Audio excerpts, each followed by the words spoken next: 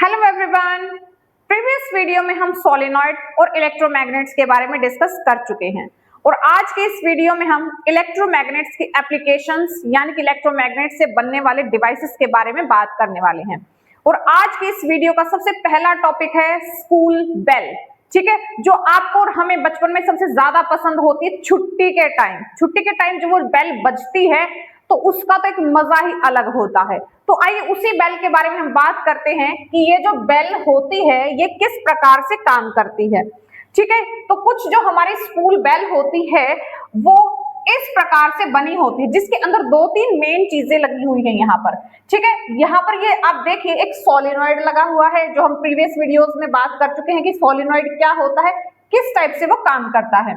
ठीक है, एक यहाँ पर करंट की सप्लाई होती है, एक यहाँ पर आर्मेचर लगा हुआ है। ये जो आर्मेचर है इसके आर्मेचर यहाँ देखिए आप एक यहाँ पर एक ऐसी शेप बनी हुई है हैमर जैसी, ठीक है, हथौड़े जैसी एक शेप बनी हुई है।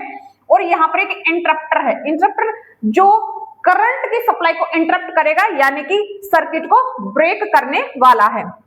ठीक है, तो देखिए यहाँ पर कैसे काम करता है ये। जैसे ही स्विच को ऑन किया जाता है करंट फ्लो होता है तो उस करंट फ्लो होने के साथ ही ये जो सोलेनॉइड है ये इलेक्ट्रोमैग्नेट बन जाता है। और जब ये इलेक्ट्रोमैग्नेट बनता है तो ये आयरन का बना हुआ हैमर यानी कि आर्मेचर इस इलेक्ट्रोमैग्नेट की तरफ अट्रैक्ट होता है और अट्रैक्ट होते ही बीच में ये गोंग होता है यानी कि एक ऐसा सरफेस है जिसके ऊपर अगर कोई चोट होगी तो वो साउंड प्रोड्यूस करेगा। तो ये आर्मेचर गोंग के ऊपर लगता है और साउंड प्रोड्यूस होती है। लेकिन इस आर्मेचर को इस तरीके से यहाँ पे फिट किया गया है कि ये सर्किट को कंप्लीट करने में हेल्प करता है। और जैसे ही ये आर्मेचर इस गोंग की तरफ मुड़ता है यानी कि इसकी तरफ सोलेनॉइड की तरफ अट्रैक्ट होता है तो यहाँ से सर्किट ब्रेक हो जाता है। ठीक है, सर्किट ब्रेक होगा, यहाँ से करंट रुक जाएगा, करंट रुकते ही यहाँ से ये जो इलेक्ट्रोमैग्नेट बना हुआ है ये यहाँ से फिनिश हो जाएगा और वापस ये आर्मेचर जो है अपनी पोजीशन पे आ जाएगा। ठीक है, अब फिर से सर्किट कंप्लीट हो चुका है, फिर से ये मैग्नेट बन जाएगा और इस तरीके से फिर से ये गोंग के ऊपर जाके लगेगा और इस तरीके से बार बार ये साइकिल चलता रहता है और ये बेल बजती रहती है। ठीक है, इस तरीके से ये बेल हमारी काम करती है। इसमें जो सिंपल हम नॉर्मल भाषा में हम देखें तो जैसे ही करंट फ्लो हुआ ये इलेक्ट्रोमैग्नेट बन गया, इलेक्ट्रोमैग्नेट बनते ही ये जो आयरन का बना हुआ आर्मेचर है ये मैग्नेट की तरफ अट्रैक्ट होगा और मैग्नेट की तरफ अट्रैक्ट होते टाइम बीच में ही गोंग से टकराएगा, यहाँ से सर्किट ब्रेक हो जाएगा। सर्किट ब्रेक होते ही ये पीछे की तरफ आ जाएगा अपनी ओरिजिनल पोजीशन पे, फिर से सर्किट कंप्लीट हो गया और फिर से वही साइकिल ये चलता रहता है और इस तरीके से जो बेल है वो काम करती है। यहाँ से नॉर्मली कोई क्वेश्चन पूछा जा सकता है बट आते हैं क्वेश्चन यहाँ से। नेक्स्ट अगर हम बात करें तो नेक्स्ट हमारा टॉपिक है जनरेटर या डायनमो। ठीक है, डायनमो जो जनरेटर होता है। अब देखिए जो जनरेटर होता है या डायनमो हम बात कर रहे हैं उसका जो स्ट्रक्चर है कुछ इस टाइप से है। यहाँ पर दो परमानेंट मैग्नेट्स लिए गए हैं और उन दोनों परमानेंट मैग्नेट्स के ऑपोजिट पोल्स को आमने सामने रखा गया है। उनके बीच में यहाँ पर एक रेक्टेंगुलर कॉयल को रखा गया है, एक रेक्टेंगुलर कंडक्टर को यहाँ पर रखा गया है और उसके अराउंड यहाँ पर कुछ कंडक्टर्स लगाए गए हैं ताकि प्रोड्यूस होने वाले करंट को यहाँ पे कलेक्ट किया जा सके। तो जो अब जो जनरेटर होता है डायनमो होता है वो इलेक्ट्रोमैग्नेटिक इंडक्शन प्रिंसिपल के ऊपर काम करता है। ठीक है, अभी इलेक्ट्रोमैग्नेटिक इंडक्शन क्या होता है कि जब भी मैग्नेटिक फील्ड में रखे हुए किसी कंडक्टर को घुमाया जाता है या मूव करवाया जाता है तो उसकी वजह से करंट प्रोड्यूस होता है। इसी प्रिंसिपल के ऊपर ये काम करता है। और जो डायनमो या जनरेटर होता है ये मैकेनिकल एनर्जी को इलेक्ट्रिकल एनर्जी में कन्वर्ट करता है। तो ये हमारा डायनमो या जनरेटर होता है। मोटर इसके बिल्कुल उल्टी होती है लेकिन इसकी भी जो स्ट्रक्चर है कुछ ऐसा ही है। यहाँ पर भी दो मैग्नेट्स, दो परमानेंट मैग्नेट्स लिए गए हैं, उनके ऑपोजिट पोल्स को आमने सामने रखा गया है और उनके बीच में यहाँ पर भी एक रेक्टेंगुलर कॉइल, एक रेक्टेंगुलर कंडक्टर को यहाँ पे रखा गया है। अब यहाँ पर ये जो मोटर होती है ये क्या करती है, ये इलेक्ट्रिकल एनर्जी को मैकेनिकल एनर्जी में और जनरेटर मैकेनिकल को इलेक्ट्रिकल एनर्जी में कन्वर्ट करता है।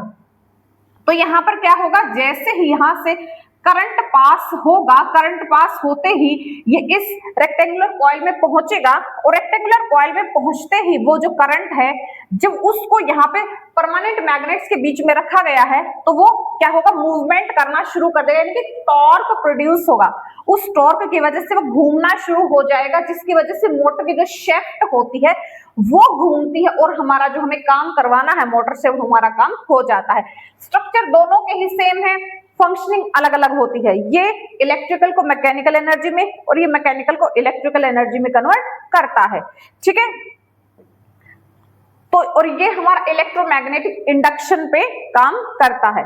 नेक्स्ट हम देखते हैं कि जो हमारी मोटर है, अब हम इस मोटर के बारे में बात कर रहे हैं। ये जो मोटर अभी अभी हमने बात की है, इस मोटर में जब हमने करंट ऐसे पास करवाया, करंट पास करवाते ही ये जो यहाँ पर लगी हुई है रेक्टेंगुलर कॉइल, ये घूमने लगती है।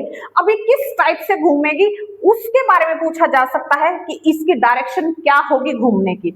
अब उस डायरेक्शन को पता करने के लिए अब ये देखिए, ये जो हमारे पास ये जो रेक्टेंगुलर कॉइल है कुछ इस तरीके से है। अब ये इस डायरेक्शन में घूमेगी, क्लॉकवाइज घूमेगी या एंटी क्लॉकवाइज घूमेगी, ये करंट की डायरेक्शन के ऊपर डिपेंड करता है, ठीक है। अब उसको फाइंड आउट करने के लिए यूज किया जाता है Fleming's left hand rule.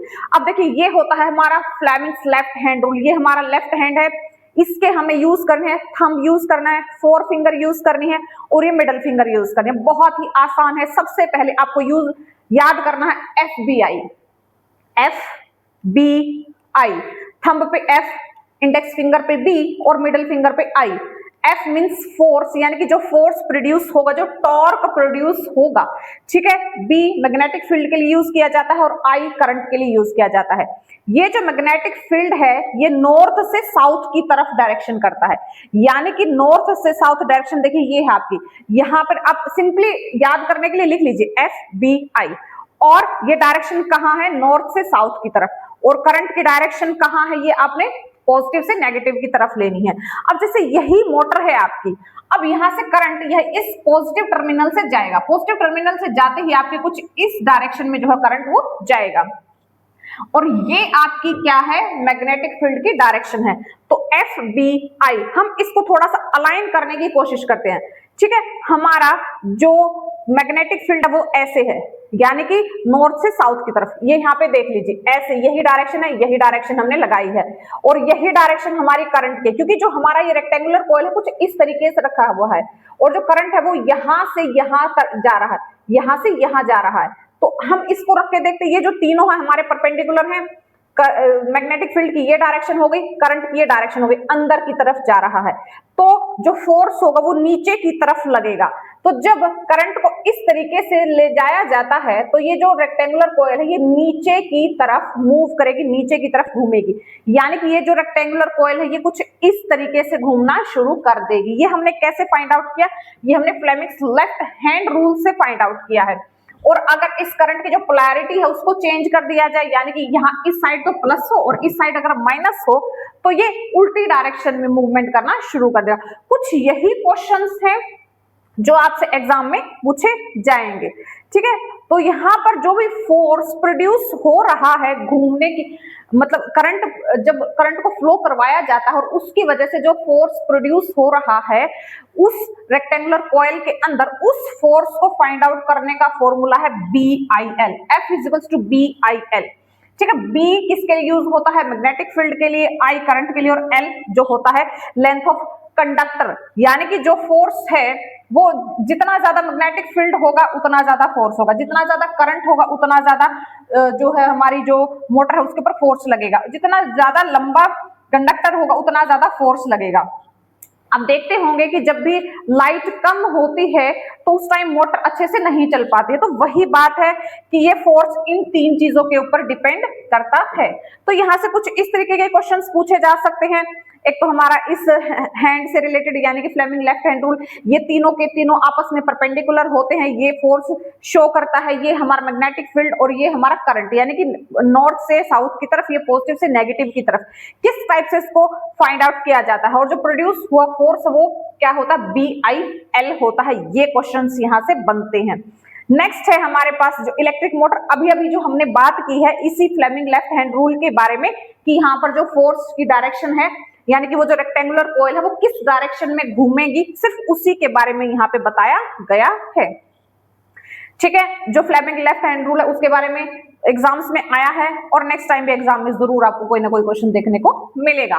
Next है हमारे पास इलेक्ट्रोमैग्नेटिक इंडक्शन, और ये इलेक्ट्रोमैग्नेटिक इंडक्शन एक ऐसा फिनोमेनन है जिसके अकॉर्डिंग क्या होता है, इलेक्ट्रिक करंट प्रोड्यूस होता है। जब भी परमानेंट मैग्नेट्स के बीच में रखा हुआ कोई कंडक्टर को घुमाया जाता है या उसके ऊपर फोर्स लगाया जाता है या उसको मूव करवाया जाता है तो उसकी वजह से करंट प्रोड्यूस होता है।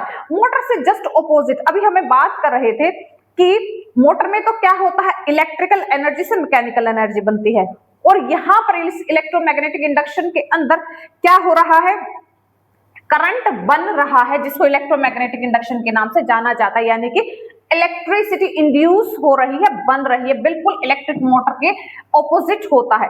जैसे मैग्नेटिक फील्ड को डिटेक्ट करने के लिए मैग्नेटिक कंपास यूज किया जाता है, तो यहां पर उस करंट को डिटेक्ट करने के लिए गैल्वेनोमीटर यूज किया जाता है। जनरेटर के अंदर जैसे अभी हम बात कर रहे थे, जैसे ही उस शेफ्ट को या फिर उस रेक्टेंगुलर कॉइल को घुमाया जाता है जिसकी वजह से जो करंट प्रोड्यूस होता है उस करंट को मेजर इस गैल्वेनोमीटर के द्वारा डिटेक्ट किया जाता है, और जैसे ही गैल्वेनोमीटर को वहां पे लाया जाता है तो वो भी मैग्नेटिक कंपास की तरह डिफ्लेक्शन करना शुरू कर देता है, जिसकी वजह से हमें पता लग जाता है कि हाँ करंट प्रोड्यूस हो रहा है।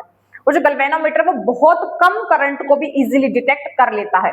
तो देखिए मोटर में तो हमने लेफ्ट हैंड यूज किया था, ठीक है, ये हमारा FBI था, क्योंकि हम क्या फाइंड आउट करना चाहते थे कि वो जो रेक्टेंगुलर कॉइल है वो किस डायरेक्शन में घूमेगी।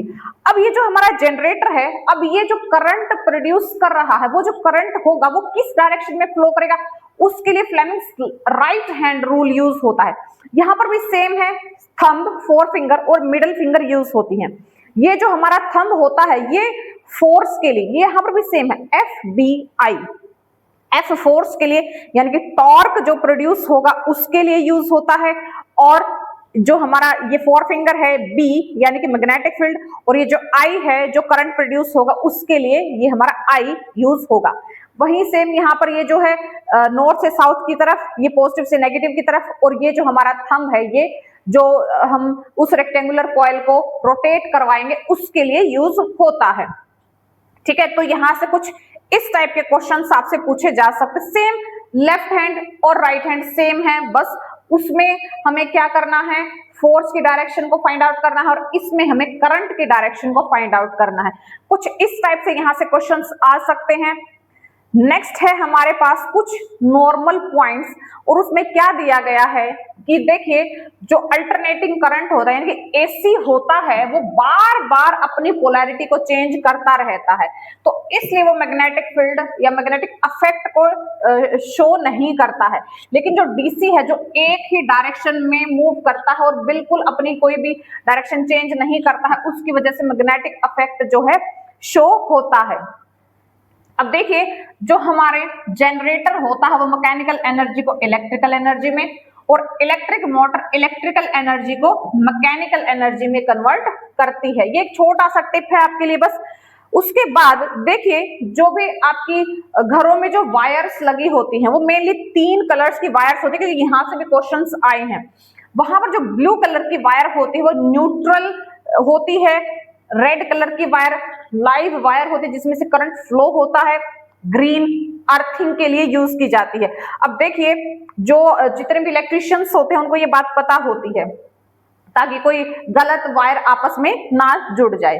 तो इस तरीके से जो कलर्स है उसके बारे में भी एग्जाम्स में पूछा जाता है। हमने magnets, types of magnets, solenoids, electromagnets, motor, dynamos, bells के बारे में डिस्कस कर लिया है। नेक्स्ट वीडियो में हम इस चैप्टर से रिलेटेड PYQs और पॉसिबल क्वेश्चंस के बारे में डिस्कस करेंगे।